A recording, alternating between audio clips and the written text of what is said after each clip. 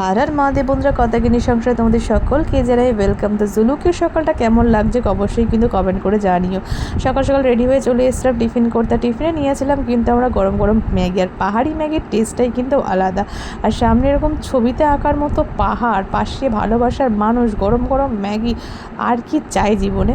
Valentine day, anniversary সব যেন খুব সুন্দর হয়ে গেছিলো। আর এই যে বলে না, ভগবান যখন তার ছাপ্পার ফাড়কে দেয়, এটা একটা কথা আছে না, তো সেরকমই হয়ে গেছিলো। আর ব্লু যে বাড়িটা দেখলে ওটাই কিন্তু ছিল আমাদের হোমস্টে।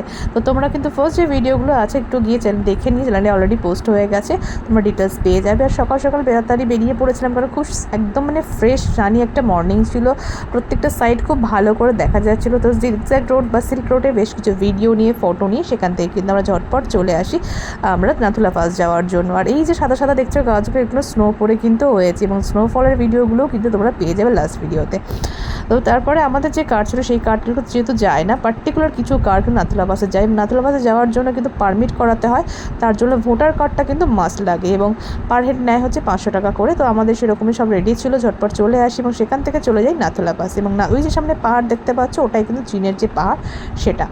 তো এই যে আমাদের ইন্ডিয়ার পতাকা খুব সুন্দর সান সে উঠছিল। আর এই হচ্ছে চীন, যেটা হচ্ছে চীনের। আর এই যে মাঝের যে পার্টটা দেখতে পাচ্ছ, ওটা কিন্তু ইন্ডিয়ার আর্মি জোন অনলি। আর এই যে পাশটা সবাই দাঁড়িয়ে আছি আমরা, এটাই কিন্তু ওদের পাবলিকদের জন্য। আর এই যে দেখতে পাচ্ছ একদম ফ্রেশ স্নো, একদম কাঁচের মতো, সেগুলোকে নিয়ে প্রচুর প্রচুর এনজয় করে আমরা আশপাশে কিছু ভিডিও নিয়েছি। আর এই যে কাঁটাতারা জায়গাগুলো দেখছো, এটা কিন্তু সবার জন্য অ্যালাউ না, কারণ হচ্ছে এখানে বেশ মাইলস থাকে, তো যার জন্য বেশ কিছু এখানে ডেঞ্জার জোন আছে। তো তারপরে সব কিছু দেখে আমরা চলে এসেছিলাম ঝটপট করে, তার কারণ ওখানকার রেস্ট্রিকশান ছিল যে বেশিক্ষণ থাকা যাবে না, কারণ ওই সময় একটা স্নো ঝড় টাইপের উঠেছিল, প্রচুর স্নোফলও হচ্ছিলো। আর নাথুলা পাসে যখন যাবে, যদি কারোর অক্সিজেনের সমস্যা থাকে, তোমরা কিন্তু ছোটো একটা অক্সিজেন ক্যান বা যে কর্পূর থাকে সেটা কিন্তু ক্যারি করো। সেটা চেষ্টা করে গ্যাংটক থেকে যখন যাবে তখন নিয়ে যায়, কারণ উপরে প্রাইসটা অনেক বেশি হয়ে যায়। এই যে সুন্দরগুলো মন্ত্রগুলো দেখছো, দিয়ে ঘোরাতে ঘোরাতে আমরা ঢুকে গেছিলাম ছাঙ্গু লেকে।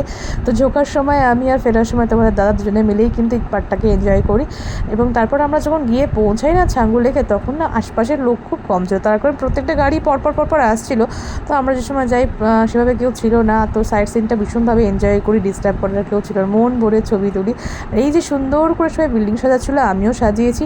তো নেক্সট যদি তোমরা কেউ যাও, দেখে এসে বলো না আমাকে আমার এই বিল্ডিংটা আছে কি না, একটু এসে দেখে বলো তো আমাকে কমেন্ট করে। আর এখানে কিন্তু রোপওয়ে আছে, তোমরা রোপওয়েটা ইউজ করতে পারো। আর এই সময়গুলো তো বলবো অফকোর্স ইউজ করো, তার কারণ প্রচুর স্নো থাকে ওপরে, দেখতে খুব ভালো লাগে। পার হেড 250 টাকা করে নেয়।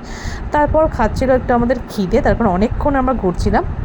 তো তারপর সামনেই এক খাবার জায়গা আছে, যেটাতে ছাঙ্গু থেকে নেমেই তোমরা পেয়ে যাবে। সেখানেই আমরা নিয়েছিলাম গরম গরম 2 প্লেট মোমো, এবং যেটা নিয়েছিল আমাদের 60 করে। আর ঝাল ঝাল সসের সাথে পাহাড়ি মোমো খেতে কিন্তু খুব ভালোই লাগে।